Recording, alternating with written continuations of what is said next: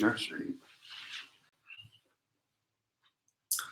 Hello, friends, and welcome to the July 29th edition of Weekly Witness, Texas Impact's weekly opportunity for mainstream Texans of faith to learn about public policy issues and how they can engage in the process here in the great state of Texas. My name is Scott Atnip, your host and Texas Impact's Outreach Director, and today's episode is brought to you by Methodist Healthcare Ministries of South Texas.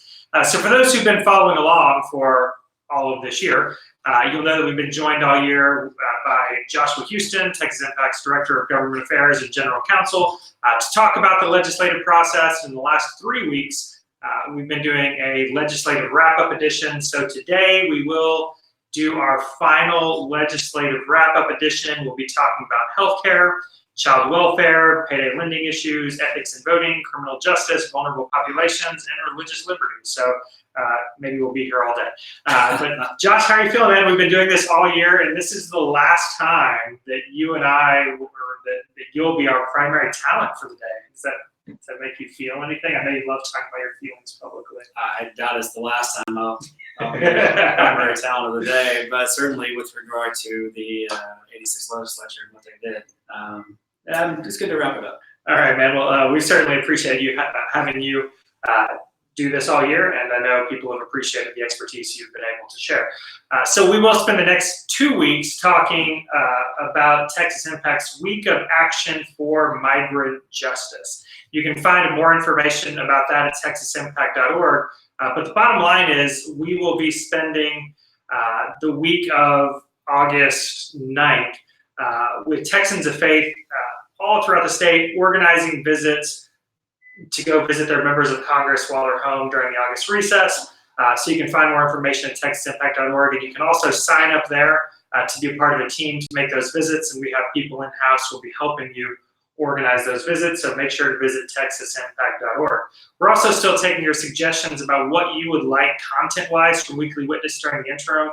Let us know what would benefit you and your congregation, what type of speakers, what topics you'd like us to cover. We're filling out a calendar for the fall on that as we speak.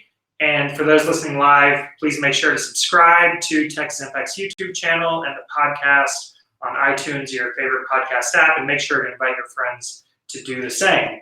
So Josh, last wrap-up session for the Texas legislature, which has now been out for a few months, we've got a couple of issues that we want to make sure we hit on because they're issues people have been asking about or issues that are on our legislative agenda, and some of these will go a little quicker than others. Yes. But healthcare, anything move in the healthcare realm this session? Yeah, I know. Whenever we do periodic polling of our membership as to what they think the biggest priorities are facing the state, it's 1 and 2 are always very easy to predict. 1 is public education, and 2 is healthcare, and usually in that order. And likewise, that's about their priority in the state budget as well. Nevertheless, not a lot happened. We can dispense with it pretty quickly. Like big ideas were just kind of dead on arrival, and then small ideas that bills that we talked about just never really came out of the Senate. They would get through the House and meet their end in the Senate for various reasons. So yeah, not a lot to report there at all. So that's one I'm sure over the interim we'll be having more conversations about. It continues to be a big issue at the federal level, and I'm sure will be a big issue in 2020 as we prepare for the 2021 legislative session. Next up, child welfare. Yeah, so child welfare we talked a lot about in 2017. That was, of course, the last legislative session, and the state's foster care system is still very much unconstitutional. The Fifth Circuit upheld that finding. They did some other tweaks to it, but nevertheless, there's been, so for those who have not been following along since 2017, there is a federal lawsuit that's been going since 2011, all decade long, about whether or not the state's foster care system is harming children, even worse than when they went in for the reasons they went in the first place. With it largely being out of the news cycle, however, with the exception of the occasional appellate court ruling, it did not have the priority this session that it had in the 2017 session. And frankly, there's not a big constituency out there that votes on behalf of foster children who are minors and often from families who have many more problems that voting does not appear to be their top concern with all the other concerns they have in their lives. So there's not a big constituency. And then the big kind of question was, well, what's the federal court going to make us do? And the state continues to appeal the ruling of the trial court to the Fifth Court of Appeals. And bit by bit, the Fifth Court of Appeals upholds some of the trial judge while whittling down the requirements, other requirements along the way. And so I think the question is, how long is the state going to continue to fight, and how many more requirements they're going to whittle down, or when do they get to work? So a lot of that has been in litigation and not before the legislature. So do you think there's a decent chance the court will, or is there a chance the court will rule and force us into action next legislative session? Is this something that we think might come back to the forefront? Yeah, that's a great question. I don't know. Thanks, Yeah, no. I mean, that is kind of a $1 million question, literally a multi-million-dollar, perhaps $1 billion question, depending on a lot of factors about what. That's kind of the deal, right? I mean, I think the budget writers are looking at what might the court make us do, what might they make us not do, because ultimately it's going to come down to finding more money, which means squeezing something else out or raising taxes, and of course that latter one has been off the table for 20 years in Texas. So speaking of big money, a lot of our congregations have been involved in pushing for payday lending reform. Was there anything that happened during the legislative session on that front? Yeah, barely. I mean, practically nothing. It continues to be a stalemate. It's been a stalemate since the 2013 legislative session, when the kind of big reform bill failed to, it cleared the Senate but failed to move in the House, largely because it was the first time I'd ever seen a bill die by passing in the Senate. And that was 2013, so we won't recap all that. But nevertheless, since then, it has been a real message to state lawmakers that there's just not a political path forward where you can get enough of the industry and enough of the consumer advocates together to agree on a bill. There's just no agreement, no consensus that can be reached. So it's a real no-win issue for an elected official. And people, again, like foster care, do not get up off the couch and go vote. There are not really any single-issue voters on payday lending.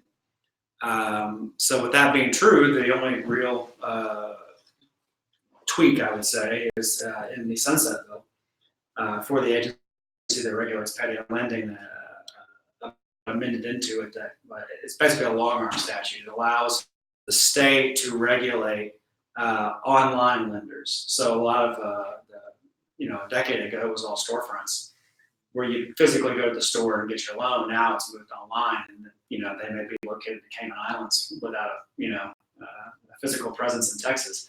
And so there was a legal question about whether or not the regulatory agency had jurisdiction over that. And so now we've clarified that, but that was the one small change.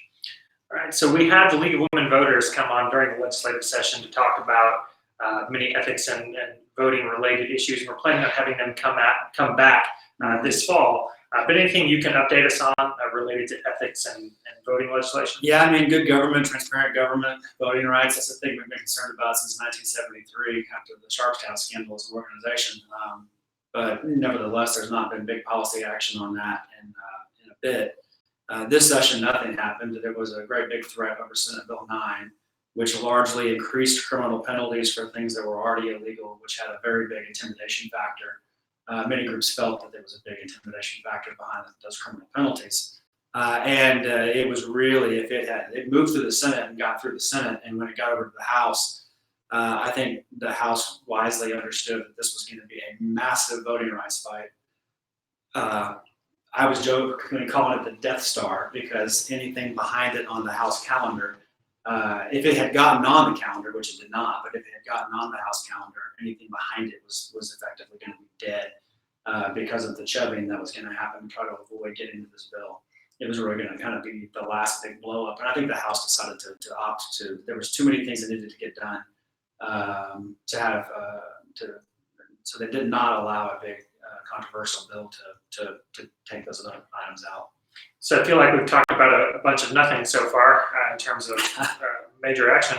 But we did have some small celebrations on this next topic, Yeah. criminal justice reform. Yeah, and I especially wanted to highlight this one for those who are involved in various prison ministries. I know these are issues that they have been working on for a while. The biggest one, and I mean that from a fiscal standpoint, is inmate copays, or the copays that people in prison have to pay in order to access non-emergency health care. And that copay, so back in the budget crisis of 2011, we need to go all the way back to the beginning of the decade. One of the ways that they made the budget balance in that horrible year during the middle of the Great Recession was they instituted a copay to access health care, and they set it at $100. And That's real money. If if you're incarcerated and paid below minimum wage and allowed legally to be paid sub minimum wage, how do you ever accumulate that amount of money? I mean, I'm full-time employed, and my copay is a lot less than that. I have no idea how you'd ever meet that. It was a real burden on the families. What was ultimately happening was if you needed to get access to care and you weren't considered an emergency, either the families of the inmate or the sometimes prison ministries would be involved in trying to help people access health care. So that was a real burden, and they knocked it down from 100. I think they initially wanted to go back to 3 in the House anyway. And through a series of negotiations, that wound up at about $13. I think it was 55 cents, not a round number for whatever reason. But anyways, below $15 copay. So that's more fair and doable. It's a lot better than 100. So I mean, that was certainly good progress. And then for those that are also involved in prison ministries, House Bill 918 is the second one I'd like to mention. This the issue of getting your ID back when you're released back into the world to look for a job. That's been a strangely bureaucratic and ongoing obstacle for people for decades. So getting your ID back. Yeah, they knew who you were when they locked you up, and they took your state ID away and gave you your prison ID. But then upon release, they would not issue you a state ID. That you needed to apply for jobs or really do anything. So House Bill 918 helps get those IDs plus other documents you might need to obtain employment. So that's the thing that prison ministries can look into and help people out with. Nice. So I think you have the next one classified on here as vulnerable populations, which is a Kind of catch-all. a bunch of different groups. So walk us through what happened. So I mean, this is one of the areas that was a kind of bright spot. It's a weird way to, but nevertheless, legislatively, like Hurricane Harvey legislation, these were bills that if it was kind of worked out, passed. There was a bipartisan appetite to really take on issues related to sexual assault, domestic violence, other forms of child abuse, a lot of horrible stories about basically what I'm saying about vulnerable populations is where there's a power imbalance, and that power imbalance is being used to take advantage of people sexually or otherwise.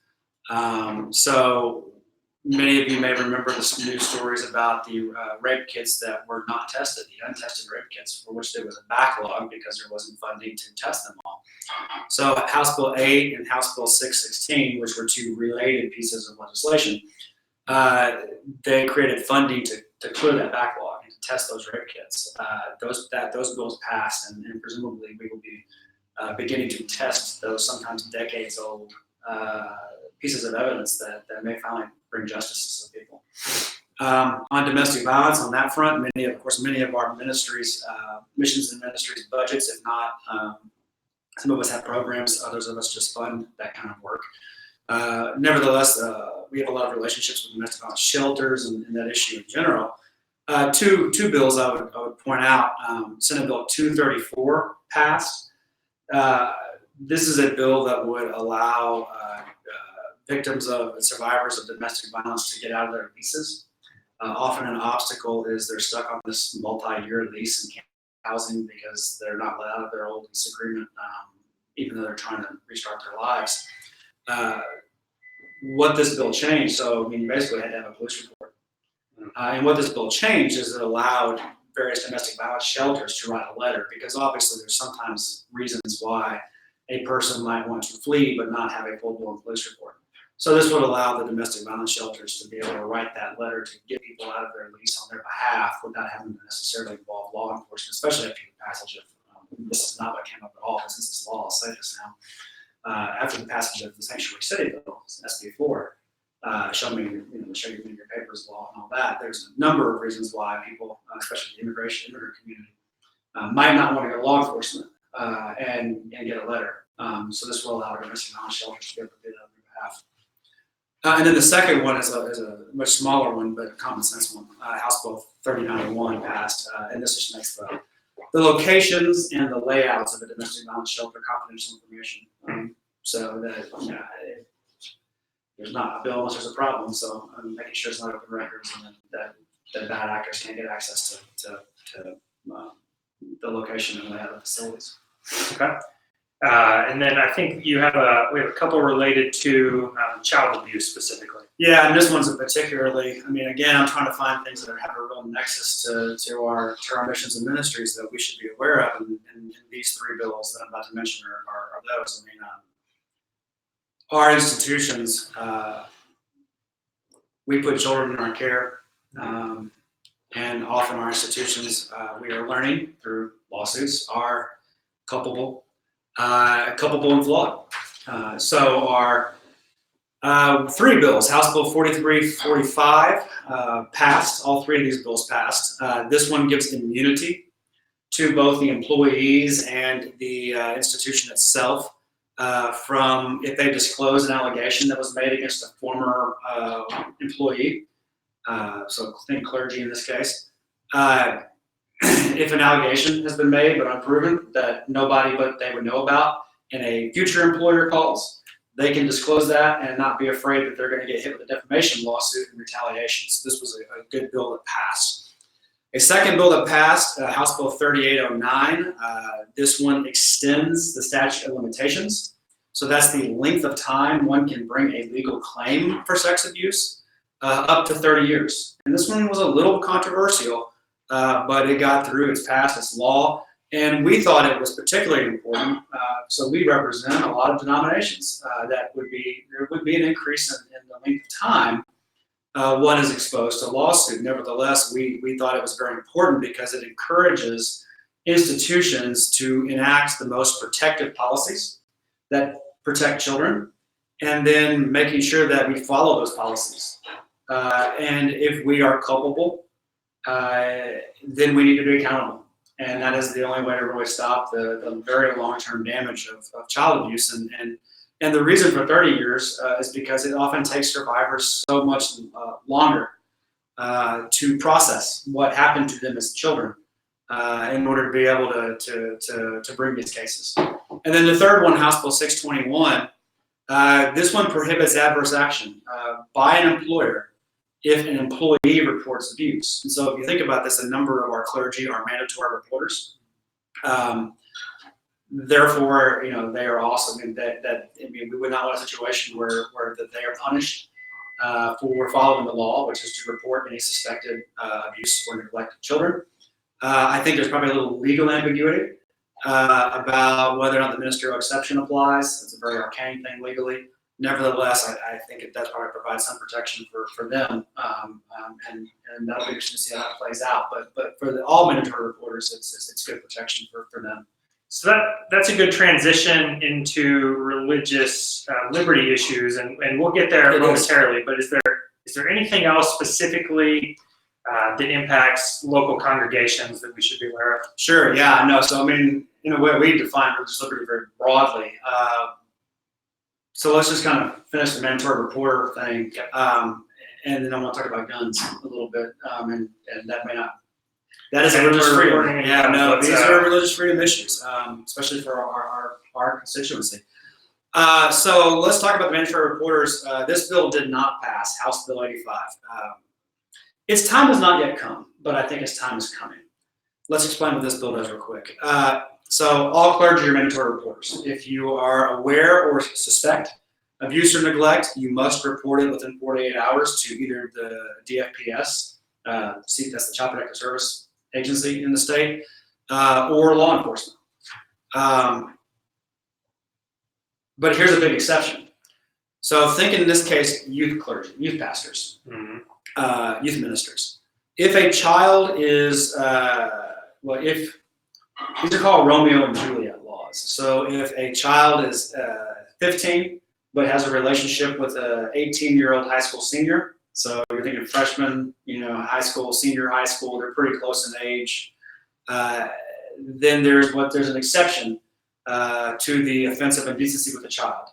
While that 18-year-old is no longer a minor and the 15-year-old is a minor, it's close enough in age. We don't want to treat this like we want to treat this somehow very categorically different than somebody who's 30 and 15. That's a whole different type of case. So we're talking about where there's 3 years or less age difference between effectively children. If this exception, however, in the law that makes that not be indecency with a child only applies to heterosexual students.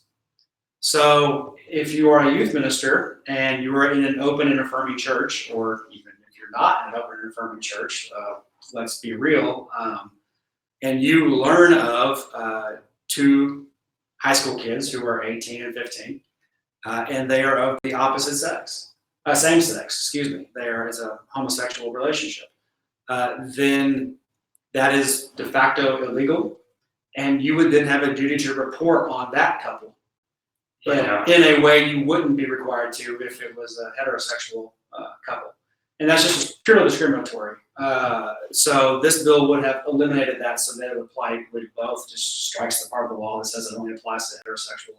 And so that did not pass. No, it did not pass. It did not pass at all. It did, however, get to the floor of the House, where it was kind of mysteriously recommitted to committee. So there was no vote on it. But it is impressive, and I bring it up because I want to say, this time has not yet come, but it got out of committee, and it got through the calendars committee, and got scheduled for a vote in the House floor, and then just did not ultimately get one. But that's further than a bill like this has ever gotten. So things are changing. I say it in a negative way, but also there's some positive in it too. It's an interesting development that's worth talking about. A lot of times it takes several sessions for a bill to finally pass. Yeah, it does, and so I want to keep talking about it because I think that this is an interesting, common sense, equal protection kind of issue. No matter how you feel about gay marriage or whatnot, I mean, do you really want your youth ministers not in ministry with your parishioners? I think that's why I say it's a religious liberty issue.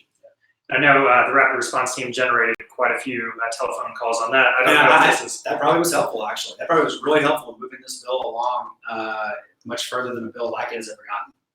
I don't know how I feel about moving from that topic to guns. Let's go ahead and make that seamless transition. Yeah, right. Again, so other religious liberty bills that affect congregations. So I already had a call about this last week. There was a bill, Senate Bill 535, which appears on its face to strike houses of worship from areas where guns are prohibited. So on the surface of this bill, if you just read the bill alone, you think that a major change has been done. It does not do that at all. It is simply a bill that clarifies what is current law already. So if you are a congregation or a part of a congregation that has posted 30.6 or 30.07 signs to prohibit either concealed or open carry or both, don't worry. Nothing has changed that would have affected you. We were watching this one very closely. We didn't really make a lot of mention of it. Nevertheless, because it didn't really make a substantial change in how we self-regulate whether we want or not to allow weapons, handguns on our properties. The one that I would flag that does possibly affect your congregation is House Bill 1177. So this would apply to you if you use your house of worship as a disaster shelter. So if like in Hurricane Harvey or the next natural disaster, if you use your building space or any property you own, camps or whatnot, as an emergency shelter for disasters, this bill allows unlicensed people, and I want to stress this, not just people who have gone and gotten their concealed handgun license or their license to carry. Anybody who is having to flee, so that the rationale being we don't want to leave guns behind in abandoned property where looters might find it, so let's let them carry it with them. What this bill does, though, is it's so broad it would allow them to carry it in your disaster shelter. So if you do not want to allow that, then you need to take steps to prohibit it. You still can prohibit it. You prohibit it the same way that any congregation prohibits guns on its property, which is by posting notice under 30.06 and 30.07 of the Penal Code. But you're going to have to take affirmative actions to prohibit the unlicensed carry on your property. Now, if you have those signs posted already, you're fine.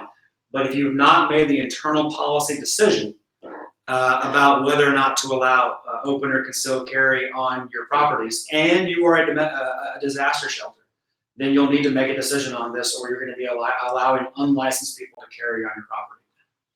All right, that is helpful information. Our church is a shelter, and we haven't had that conversation yet, so I guess coming. Fun. So on religious liberty, and this is one that generated the most telephone calls and emails, at least to me post-session, because there was a lot of confusion. But to take a step back, folks can hear you talk a lot about religious liberty. You can find documents online. Go to texasimpact.org or search for Texas Impact Equal Liberty, and you can find a great big glossy handout with lots and lots of pages talking about it.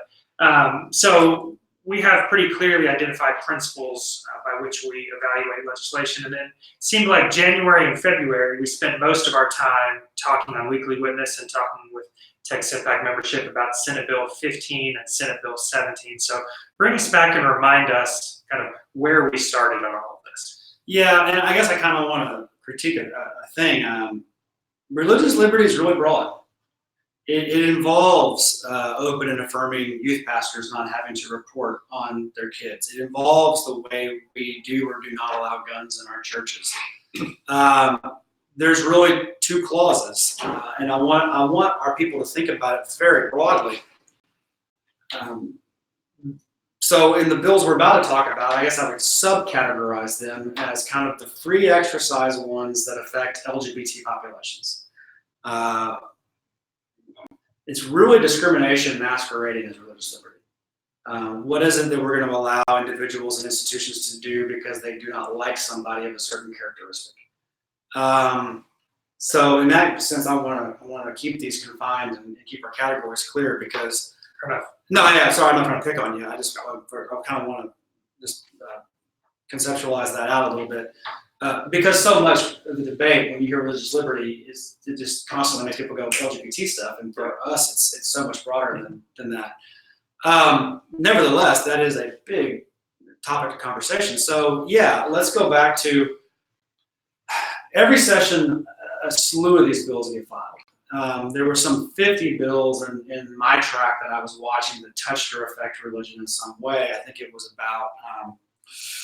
It was less than 20, but more than a dozen that were on the issue of kind of LGBT, that subcategory I'm talking about specifically. And the one that moved first was not even intended to be in that track. It was Senate Bill 15, which started out as a bill to preempt or to prevent cities from enacting paid sick leave ordinances. This had been a trend in Austin and San Antonio. There was campaigns in other cities that were underway. And so there was a move to preempt cities from having the authority to regulate these issues in Senate Bill 17. And this 15, excuse me, I'm going to make that mistake more than once. 15 is the sick leave one. It's been a few minutes in session. Well, yeah, but I messed it up during session, but that's okay. So when this bill got to committee over on the Senate side, and this was in February, like we were talking about, it got a very early hearing. The entire business community was really pushing it. It was the business community's bill. Nobody really saw this as an LGBT issue until a surprise amendment happened in committee that surprised everybody that day. I mean, I think everybody, but I think I can't remember. I think even people on the committee learned about it either the night before or that morning. It took people by surprise. Anyway, what it did, so in the original bill, it said this does not apply to local non-discrimination ordinances. So like there's a bunch of cities who have passed various ordinances against discriminating against LGBT persons because there's no statewide law on that issue. When that language, what happened in the committee substitute that surprised everybody was that clause was struck out and missing. And so that left open a big legal question about, does it apply? Does the removal of this clause then cause it to preempt not only sick leave ordinances, but all employment practices, including the non-discrimination ordinances that cities have passed regarding hiring and firing and scheduling and things of that nature? And most there were lawyers who argued that it did not, but a good number of lawyers argued that it did. This bill passed without that exemption language in there for the local non-discrimination ordinances, and the House had to contend with it. Meanwhile, also in the Senate was Senate Bill 17, which had to do with basically a kind of get out of jail free card, if you will, or a great big religious excuse for any occupational license. So if there was some rule or regulation that a occupational license holder, like an attorney, just didn't like, they could have a religious excuse for not abiding by it. And it was that big and that broad. And when you think about everything from plumbers to counselors to doctors, the permutations were endless on how big this could have affected. And it undermined the Religious Freedom Restoration Act, really creating two regulatory standards, one for people with an occupational license that was much broader, and then one for everybody else. And why are we doing that? That one also flew out of the Senate, but then hit the House and slowed down over there. So moving into about March, it seemed like those were bottled up pretty good. Yeah. Is that a fair statement? Yeah, I mean, around March is really crunch time for committees, and there were some very real policy problems with both of those two bills, 15 and 17. Policy problems beyond just LGBT issues. Mm-hmm. So you had a House which is looking at the 2020 election, if we're honest about it, really seeing the results of the 2018 election. And those House districts are drawn, in 2011 when they were drawn, there were 102 Republicans, and they could not draw districts for all of them, but they drew them for roughly 90 to 95 to maintain that kind of majority. And so at the end of the decade, with population flows and people moving around and whatnot, everybody knew it was going to be the Republican strength of those 95 districts was going to be a lot weaker across the board than those Senate districts, which are redistricted to be a lot more stable because of size and numbers like that. I mean, so anyway, I say that, and how that's relevant is not opinion. It's simply analysis of what the House was thinking about.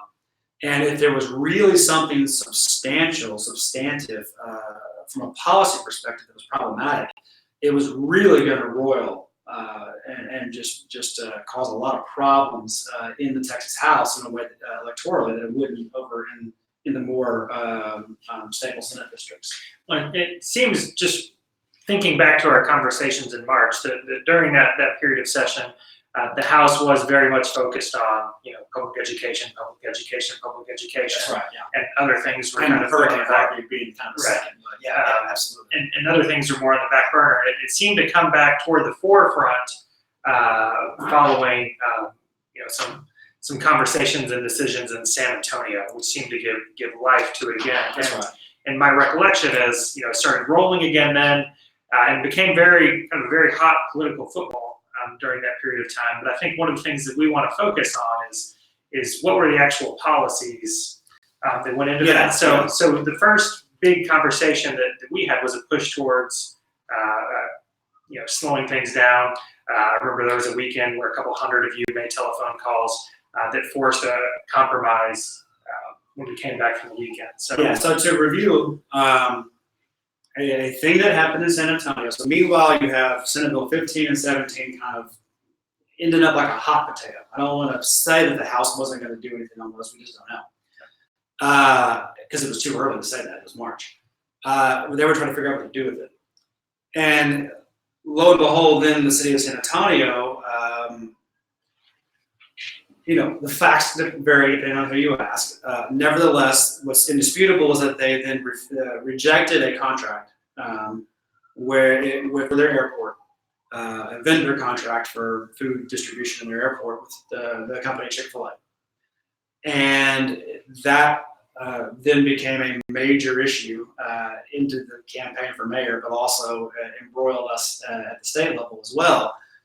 Because it was viewed, rightly or wrongly, I'm not opining, but it was viewed as an attack on those people of faith who have, who, I say this fairly, but they have more of a traditional view on LGBT issues. That the advocacy of the owners of Chick-fil-A, it was really kind of a litmus test on how do you feel about LGBT persons.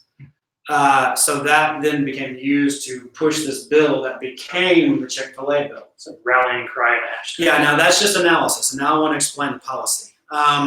The original bill, which ultimately the one that passed was Senate Bill 1978. The original bill number for the House version was 3172, House Bill 3172. Anyway, let's back up. Before there was ever a Chick-fil-A controversy in March, there was this bill called, and it was a model bill, called the FADA, F-A-D-A, the First Amendment Defense Act. And it is a bill that is promoted by a thing called Project Blitz. They have model bills on religious liberty, again, the anti-LGBT subcategory of religious liberty, that then are in various states. Then other state legislators file them. This one was entitled First Amendment Defense Act, if I remember, or some previous version of 3172. Anyway, it's a bill that gets filed. From a policy perspective, forgetting about Chick-fil-A for a moment, what this bill did, it completely undermined the Religious Freedom Restoration Act. So that would have been very, very altered. But basically, this is the example we used in committee. This is how broad and scary we thought it was. It wasn't just limited to marriage and LGBT issues. It was any religious belief. And it provided pretty much a defense to any adverse action government could ever take against you unless it was criminal. So I'll give you, for instance, if you operated a children's home, and even if you took no public money, you just had a privately funded, privately operated children's home, you still need a license to operate in Texas. There are some 2,000 or more licensing requirements that range from how many beds and sinks you have to, I mean, it's just extremely detailed for the protection of children. So if one of those big ones is spanking, no corporal punishment.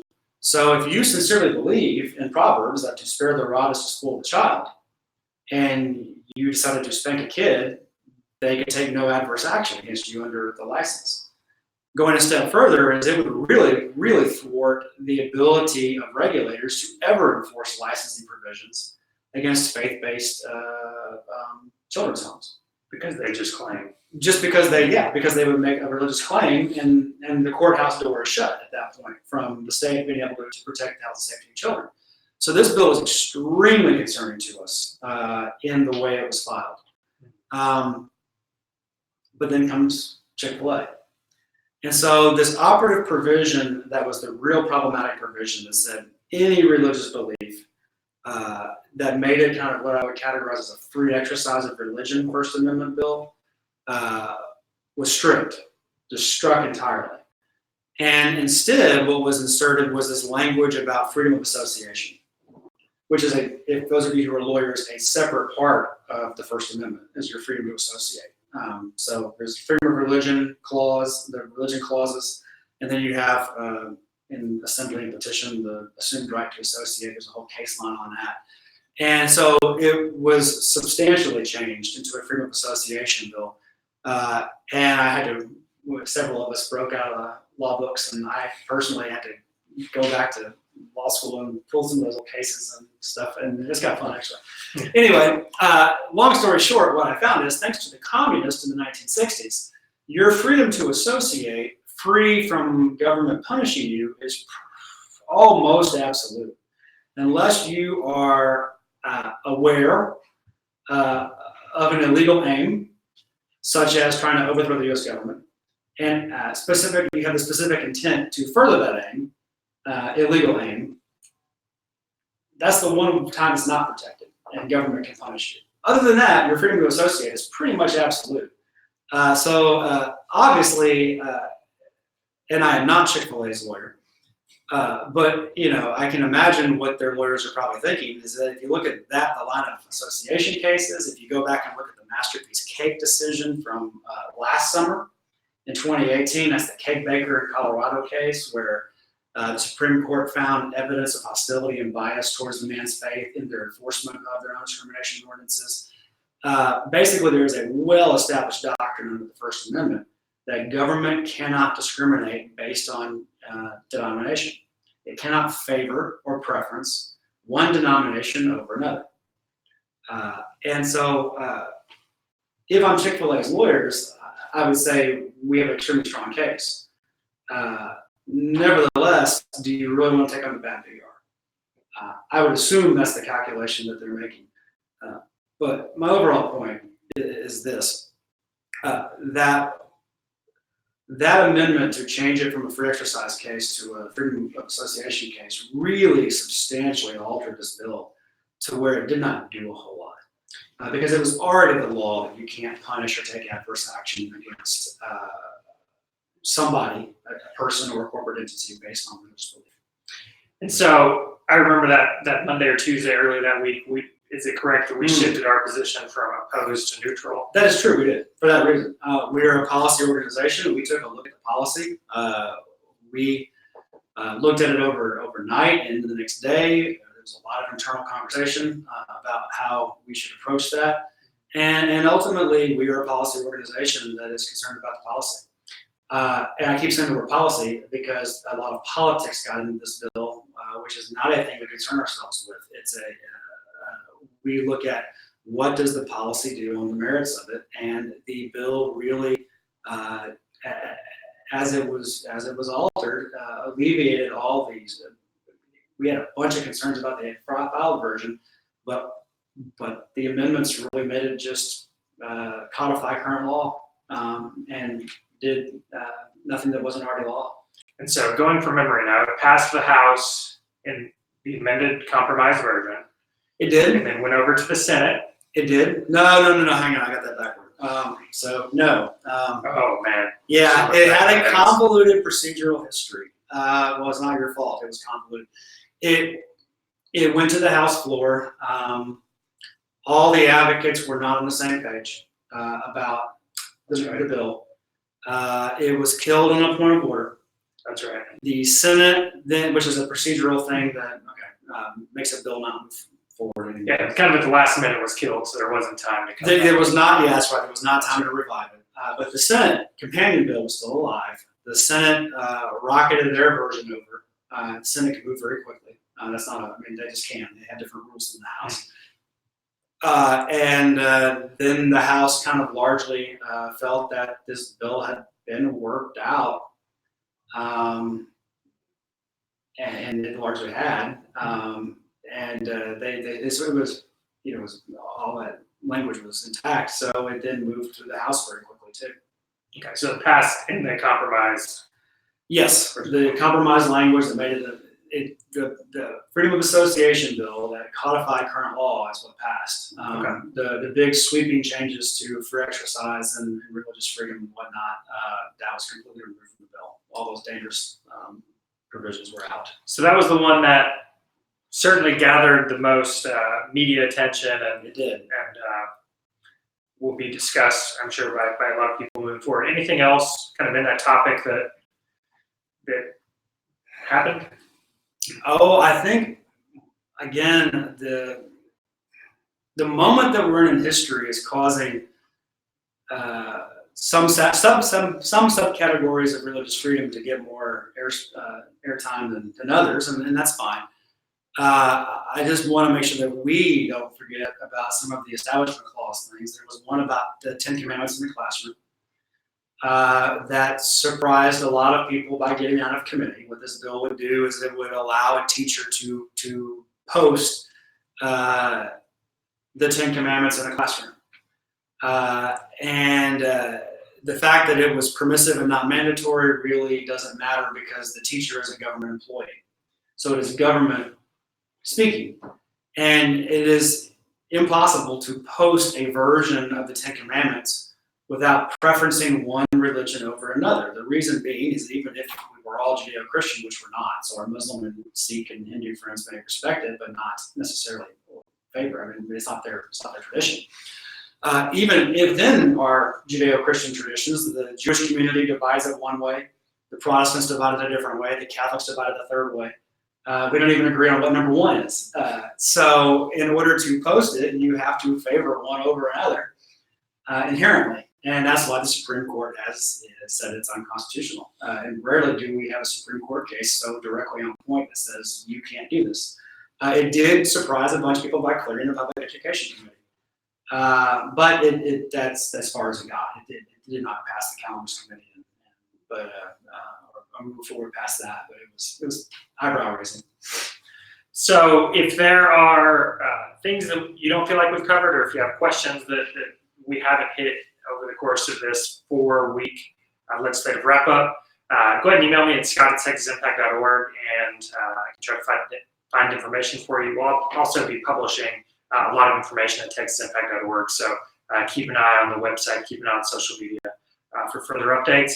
But Josh, I think this is the end of a year-long, 7-month-long conversation we've been having about the Texas legislature.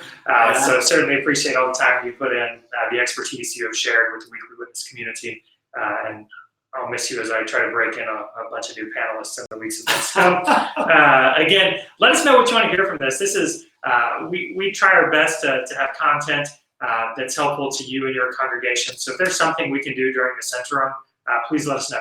What would be beneficial to you?